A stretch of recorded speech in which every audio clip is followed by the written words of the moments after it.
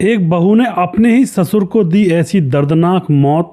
दोस्तों, उसके बाद उसके टुकड़े करके बाहर कुत्तों को खिला दिए जाते हैं, क्योंकि जो ससुर था वो ससुर ना होकर के एक बहुत बड़ा हैवान था। उसने खेत पर चौबारा बनाया हुआ था, यानी कि 2 कमरे बनाए हुए थे, एक नीचे एक ऊपर, और उस चौबारे में वह रोज़ शाम को चला जाया करता था दोस्तों के साथ, और वहाँ पर महफिल बनाया करता था, महफिल सजा करती थी। कई बार लड़कियां आ जाती, कई बार गांव की वो अबला औरतें जिनको पैसों की ज़रूरत होती, और फिर एक दिन अपनी बहू को ही अपनी महफिल की शान बना लिया था। और फिर यहाँ पर जो कांड होता है दोस्तों, बड़ा ही विचित्र सा यह मामला है। इसको आप पूरा ज़रूर सुनिएगा, क्योंकि दोस्तों आज के दौर में शराब वगैरह का जो सामान चला हुआ है, शराब, जुआ और लड़कीबाजी, इन चीज़ों में जो इंसान पड़ जाता है उसको अपना घर दिखाई नहीं देता है, और अंततः घर से उसको या तो उसको जाना पड़ता है, या घर बर्बाद हो जाता है, या घर के सदस्यों की मौत हो जाती है। आज की घटना में भी ऐसा ही कुछ हुआ था। वीडियो को पूरा ज़रूर देखिएगा। नमस्कार, मैं हूं सुदेश कुमार और तिरछीवा चैनल में आपका स्वागत है। दोस्तों, यह घटना घटित होती है उत्तर प्रदेश के बागपत के अंदर। एक गांव पड़ता है, जिस गांव के अंदर बनवारी लाल नाम का एक शख्स रहा करता है, और अभी ज़्यादा बुजुर्ग भी नहीं है, ज़्यादा जवान भी नहीं है, 55 और 56 साल की उसकी उम्र है। उसके साथ उसकी पत्नी संतोष, जिसकी उम्र 50 साल है। घर में इकलौता बेटा है नवीन, और अभी तक तो नवीन ने काफ़ी पढ़ाई लिखाई की है और कर भी रहा है। इधर बनवारी लाल के पास 28 एकड़ ज़मीन है दोस्तों। 28 एकड़ का मतलब समझते हो? 1 एकड़ फिलहाल 2 और 3 करोड़ में जा रही है नॉर्मल जो गांव है वहाँ पर। तो 28 करोड़ उसके मतलब 28 एकड़ उसके पास ज़मीन है। कुछ जो रोड के किनारे है वो और ज़्यादा महंगी है, और कुछ जो अंदर है खेतों में वो थोड़ी कम है। तो अब यहाँ पर क्या होता है, ये भरा पूरा परिवार है, कोई पैसों की दिक्कत नहीं है। मगर दोस्तों, जो बनवारी लाल था गांव के अंदर, उसकी छवि तो ऐसी थी कि मानो कितना भला मानुस हो। जैसे कि समय समय पर गांव के अंदर अगर किसी की लड़की की शादी हो रही होती तो उसमें वह पैसा दे दिया करता। कई बार कोई गरीब लड़की है जिसके माँ बाप इतना असमर्थ नहीं है, तो उस लड़की की शादी करवा दिया करता, उसके लिए दहेज भी दे दिया करता। अब इस तरह का इसका काम था, गरीबों को खाना भी खिला दिया करता। तो गांव के लोगों की नज़रों में इसकी बहुत अच्छी छवि थी और पैसे वाला आदमी था। अब इसने खेत पर एक कोठरा बनाया हुआ था, 2 कमरे बनाए हुए थे, एक नीचे एक ऊपर, और ऊपर वाले कमरे को चौबारा कहते हैं दोस्तों गांव के अंदर। तो चौबारा बनाया हुआ था, वहाँ पर ये रोज़ शाम को गाड़ी लेकर के खेत पर जाता था। ठंडी ठंडी हवा, ऊपर बैठ जाया करता, और चौबारा अलग साइड में था, थोड़ा सा ऊपर छत भी थी और छत के चारों तरफ ग्रिल लगी हुई थी। वहीं पर एक अच्छा सा पेड़ था, उसकी छाँव भी आ जाती थी। बहुत अच्छा वहाँ पर एक अच्छा वातावरण इसने बनाया हुआ था। मगर दोस्तों, अच्छा वातावरण तो ठीक है, शाम होते ही बनवारी का दूसरा चेहरा निकल आया करता था। जैसे दुम्मा होता है ना, दुमई, उसके 2 चेहरे होते हैं। समाज को दिखाने वाला अलग चेहरा होता है, और अपने कर्मकांड करने वाला अलग चेहरा होता है। तो शाम होते ही दोस्तों वह खेतों पर जाया करता गाड़ी लेकर के, वहाँ पर अपने यार दोस्तों को बुलाया करता, सारे लोग मिल करके शराब पिया करते। और फिर दोस्तों यहाँ पर अपने गांव की कोई अबला नारी हो या फिर किसी को पैसों की ज़रूरत हो, ऐसी को सेट करके रखते और उसको वहाँ पर ले जाया करते।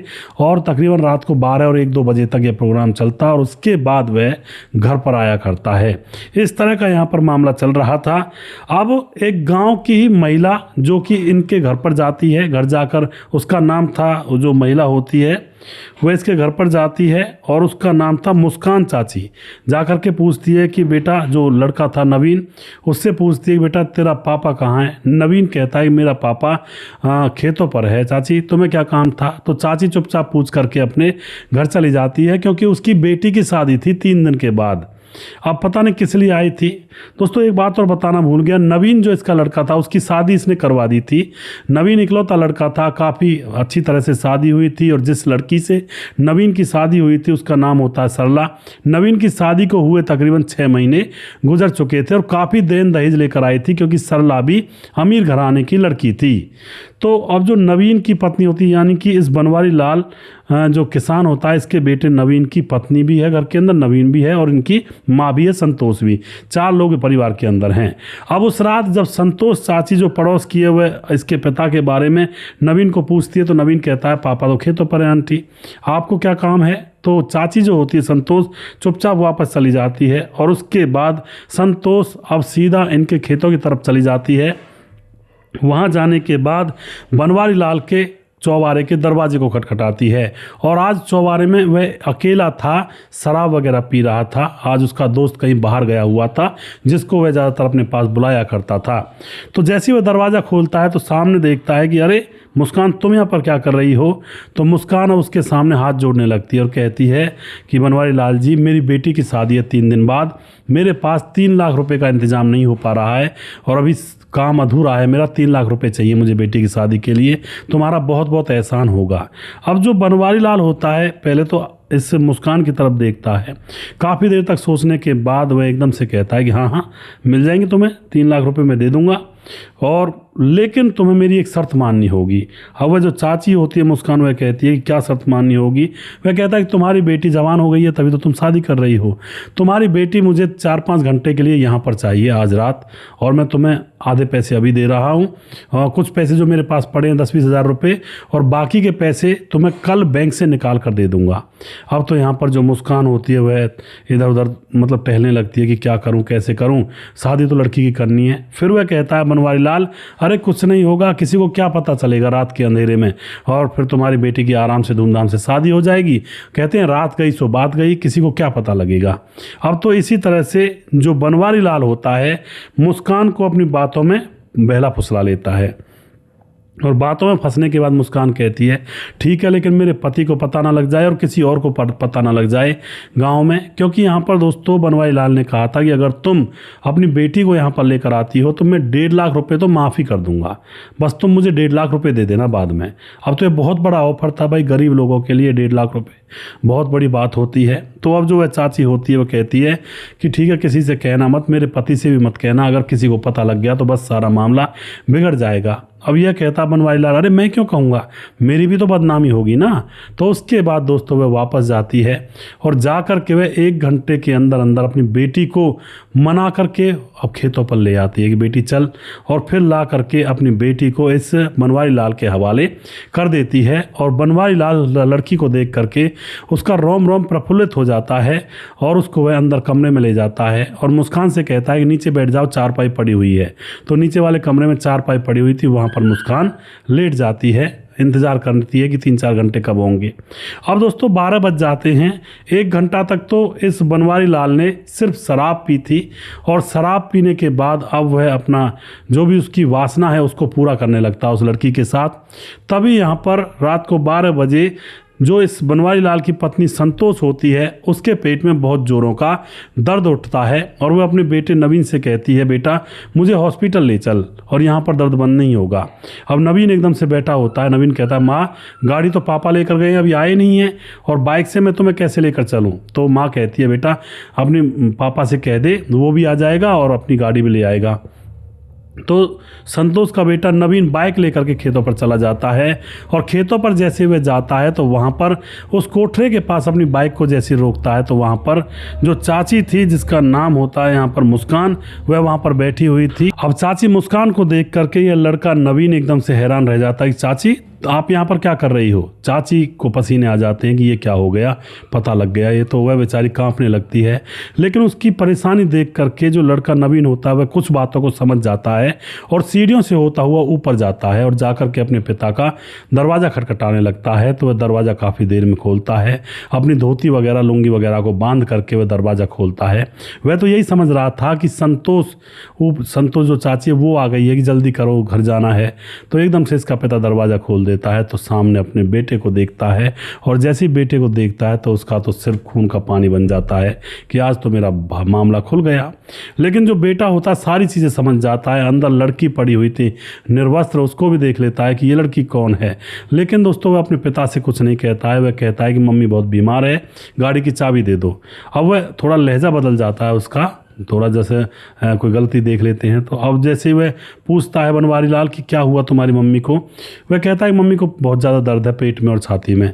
अब उसके बाद बनवारी लाल कहता चलो मैं भी चलता हूँ, लेकिन बेटा झड़प देता है कि नहीं तुम्हारी हमें कोई ज़रूरत नहीं है। और उसके बाद पिता को वहीं पर छोड़ जाता है और कहता है कि तुम अपना काम करो जो तुम्हें करना है, सुबह मैं मम्मी से बताऊंगा और तुम्हारी पोल खुलवाऊंगा। अब यह कह करके लड़का वहाँ से चाबी लेकर और गाड़ी लेकर चला जाता है और मोटरसाइकिल की चाबी को अपने पिता के मुंह पर मार देता है कि इससे आ जाना घर पर।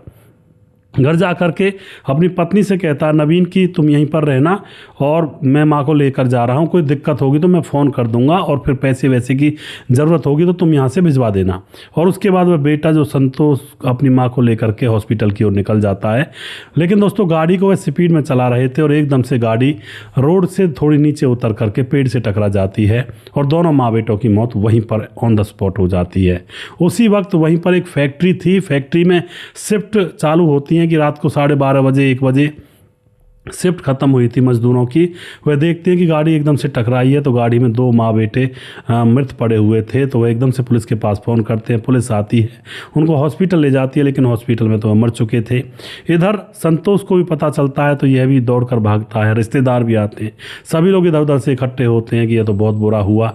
लेकिन दोस्तों यहाँ पर जो राज था, जो पिता था बनवारी लाल, उसको भी पता लगता है, रिश्तेदार भी इकट्ठे होते हैं, लेकिन जो राज था वो दफन हो चुका था। बनवारी लाल सोचता है कि चलो मेरा राज तो दफन हो गया, अब ना रहा बताने वाला ना कुछ रहा। लेकिन दोस्तों इकलौता बेटा था, रोना तो आता है। और उसके बाद दोस्तों सारा कुछ हो जाता है और देर भी हो जाती है और सभी रिश्तेदार और जो आस पड़ोस के लोग होते हैं वे अपने अपने काम में लग जाते हैं।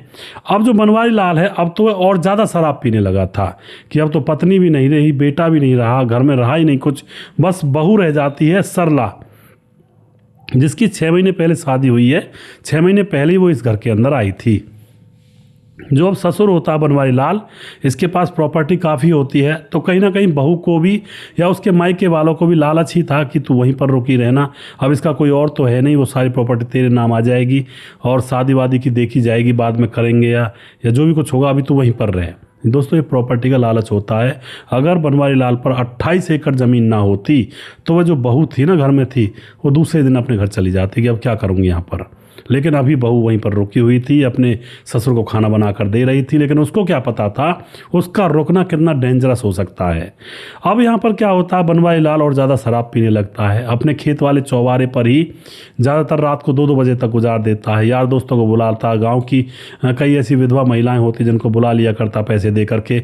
इस तरह से मामला चल रहा था, कोई परेशानी नहीं थी। अब तो घर में कोई रोकने टोकने वाला भी नहीं था और मज़े से ज़िंदगी कट रही थी। अब यहाँ पर क्या होता है दोस्तों, अब 2 सितंबर 2025 की शाम की बात होती है। ससुर अपने दोस्त राजकुमार के साथ खेतों पर शराब पी रहा था, खूब नशे में धुत थे। और उसके बाद जो ये ससुर होता है बनवारी लाल, ये अपने दोस्त राजकुमार से कहता है, राजकुमार से यार लड़की लेकर आओ, आज तो कोई लड़की आई नहीं। राजकुमार कहता है कि आज कोई नहीं मिली और वो जो रोज़ आती थी वो अपने गाँव गई है कहीं। अब उसके बाद कहता है कि आज कोई नहीं है, कोई दिक्कत नहीं, 1 आध दिन ज़रूरी थोड़े है, रोज़ रोज़ ये काम होना, आज ऐसे रह लेंगे, कोई दिक्कत नहीं है। और उसके बाद शराब पीने के बाद रात को 1:30 बजे के आसपास ये अपने घर चला जाता है।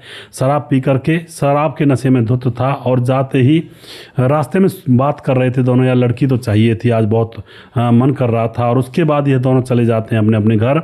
जैसे ही घर का दरवाज़ा इसकी बहू खोलती है, गाड़ी वहाँ पर पहुँचती है, तो बनवारी लाल की बहू दरवाज़ा खोलती है। बहू देखती है पापा नशे में धुते हैं, कहती है पापा अंदर चलो, और उसको हाथ पकड़कर अंदर ले जाने लगती है। और अब यहाँ पर जो बनवारी लाल होता है वह देखता है कि क्यों ना बेटे की पत्नी सरला से ही रात बिताई जाए, समय बिताया जाए इसके साथ। नशे में धुत तो था और अय्याशी करने की आदत लगी थी, किसी की इज्जत बेइज्जती से कोई मतलब ही नहीं था। और फिर दोस्तों यहाँ पर सरला के मुंह पर हाथ लगाकर उसको अपने बेड पर डाल लेता है और उसके हाथों को जकड़ कर उसके साथ बनवारी लाल रेप कर देता है। रेप करने के बाद नशे में धुतता वहीं पर सो जाता है। लड़की जो होती है, बहू जो होती है सरला, उठ करके अपने कमरे में जाकर रोने लगती है। रात भर रोती है, रात भर सोती नहीं है और सुबह हो जाती है। सुबह होते ही बनवारी लाल खेतों की तरफ निकल जाता है। और इधर बहू जो होती है अपने भाई के पास फ़ोन करती है, राजीव के पास, और मुझे बहुत ज़रूरी काम है, यहाँ पर आ जाओ भैया। भाई राजीव 2 घंटे में उसके पास आ जाता है और जैसे भाई आता है तो भाई बहन दोनों बात करते हैं 1-2 घंटे तक कि आज ऐसा हुआ, इस तरह से मेरे साथ हुआ। और फिर दोस्तों वो ऐसी प्लानिंग बना लेते हैं। शाम होने तक भाई वहीं पर ही था। बनवारी शाम को खेतों पर था, वहाँ पर शराब पीता है और किसी लड़की को बुलाता है और फिर वहाँ पर कर्मकांड करने के बाद रात को घर आ जाता है दारू पी करके। जैसे वे घर पर आया था तो बहन भाई पहले से तैयार थे, धारदार हथियार उनके पास था और आते ही उसके मुंह पर तकिया रख के उसकी हत्या कर दी जाती है। और उसके बाद उसकी लाश को ठिकाने लगाने के चक्कर में 3-4 टुकड़े करके लाश को कट्टे बोरे में भर करके कार की डिग्गी में रखकर गांव के बाहर कूड़े का ढेर पड़ा था जहाँ पर कुत्ते रहा करते थे, वहाँ पर उनको डाल देते हैं। वहाँ पर कुत्ते तुरंत खाने लगते हैं और फिर दोस्तों घर आ जाते हैं। लेकिन अब इनको रियलाइज़ होता है कि मामला गड़बड़ है, पुलिस को तो पता लग ही जाएगा आज नहीं तो कल।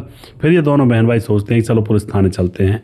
फिर ये गाड़ी में बैठते हैं और पुलिस थाने जा करके सरेंडर कर देते हैं। और उस घर के अंदर अब कोई नहीं रहेगा जिस घर के अंदर कल तक परिवार खिलता हंसता खेलता था। अगर रात के समय में यह गंदा कर्म करता, अपने बेटे को वहाँ पर नहीं मिलता, तो शायद हो सकता बनवारी लाल खुद आता, खुद गाड़ी चला कर ले जाता और एक्सीडेंट ना होता, घर परिवार बचा रहता। दूसरी बात, बनवारी लाल की जान भी ना जाती अगर वो अपनी बहू के साथ गंदा कुकृत्य ना करता, तब भी बात बनी रहती। लेकिन दोस्तों उसके बाद बहू भी अगर हत्या ना करती अपने ससुर की, और तब भी बहू वहाँ पर जमी रहती, उसका आगे परिवार बढ़ सकता था, किसी से शादी हो सकती थी, जैसे प्रॉपर्टी नाम आती। लेकिन यहाँ पर ज़्यादातर गलतियाँ होती चली गई और बसता और हंसता खेलता परिवार खराब होता चला गया। इस तरह से कई बार दोस्तों परिवार तबाह हो जाते हैं वासना के चक्कर में। यह बुढ़ा आदमी तो इतना बन रहा था, लंगोट घुमा रखी थी चारों तरफ कि कोई भी आ जाए बस मैं हूँ और मैं ही हूँ। पैसे वाला था और थोड़ा पैसे का घमंड भी था। तो गांव के अंदर ज़्यादा लोग अमीर तो नहीं रहते हैं, किसी के पास थोड़ा बहुत पैसा हो जाए या 2-4 करोड़ भी हो जाए तो वही शहंशाह होता है। कहते हैं अंधों में काना सरदार होता है, तो ऐसा होता है दोस्तों। तो आप क्या कहना चाहते हैं इस घटना के बारे में? अपनी राय कमेंट बॉक्स में लिख सकते हैं, लोगों के साथ शेयर कर सकते हैं। वीडियो के लास्ट में कुछ भाइयों के नाम लेना चाहूँगा। हमारे साथ है विष्णु दत्त कमेंट करते हैं, और उसके बाद कृष्ण कुमार कमेंट करते हैं, सुरेश भाई बहुत अच्छा हुआ जो किसानों ने बचा लिया। जी बिल्कुल जी, और कमेंट का जवाब दिया करो। जी बिल्कुल किशन भाई, मैं वीडियो में कमेंट का जवाब दे देता हूं। उसके बाद दिनेश कृष्णदास कमेंट करते हैं, और उसके बाद मोहम्मद जहांगीर कमेंट करते हैं, और बहुत ज्ञानवर्धक कहानी है, दिनेश कृष्णा दास कहते हैं, और बहुत धन्यवाद करते हैं भाई का। मोहम्मद जहांगीर कमेंट करते हैं, सर आपकी कहानी से मुझे बहुत कुछ सीखने को मिलता है, बहुत बहुत धन्यवाद जी। रतनलाल शर्मा कहते हैं, नमस्कार भाई साहब, आपकी कहानी बहुत अच्छी होती है, मैं लगातार आपके वीडियो देखता हूँ, बहुत बहुत धन्यवाद करते हैं जी। मंतोष कुमार कमेंट करते हैं, सर गुजरात से बोल रहा हूँ। उसके बाद हमारे साथ रमेश प्रजापत कमेंट करते हैं, धीरज बनवाल भाई कमेंट करते हैं, लगातार कमेंट करते रहते हैं, भाई का बहुत धन्यवाद करता हूँ। ताराचंद शर्मा बहुत सुंदर स्टोरी भाई जी, बहुत धन्यवाद जी करते हैं जी।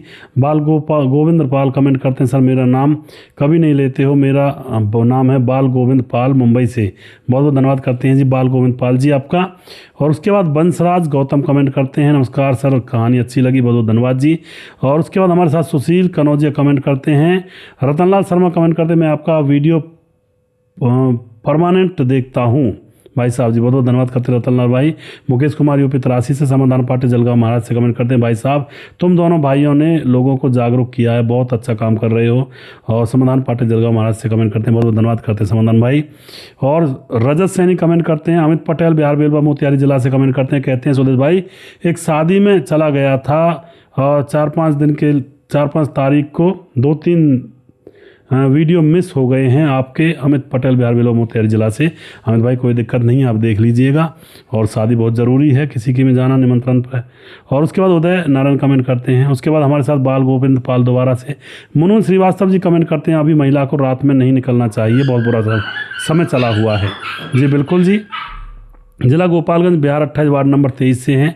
देवेंद्र कुमार फरीदाबाद से हैं। प्रवीण बघेल शिवपुरी से हैं। रमेश प्रजापति कमेंट करते हैं, और मुनमुन श्रीवास्तव जी हैं। सूरज डी हमारे भाई फिजी से कमेंट करते हैं। मोनू जैन कमेंट करते हैं। राम गोसाई हमारे भाई लगातार कमेंट करते हैं। राम मोहम्मद यासीन लाहौर पाकिस्तान से। राधेश्याम शर्मा सिरसी जयपुर राजस्थान से। राजकिशोर चौरसिया महाबलेश्वर महाराज से। छगनदास खारडाबाद राजस्थान से। और उसके बाद दुर्योधन भाई लगातार कमेंट करते हैं। ताजिल रहमान हमारी बहन लगातार ऑस्ट्रेलिया से कमेंट करती हैं। सुशील चौधरी हमारे भाई लगातार कमेंट करते हैं। जानकी गंगवार हमारी बहन लगातार कमेंट करती रहती हैं। और अभी भी जिस भाई का नाम रह गया उस भाई का नाम अगले वीडियो में ज़रूर लूँगा। अगला वीडियो बहुत जल्दी फिर से लेकर आऊँगा। तब तक आप खुश रहें, सावधान रहें। जय हिंद, जय भारत।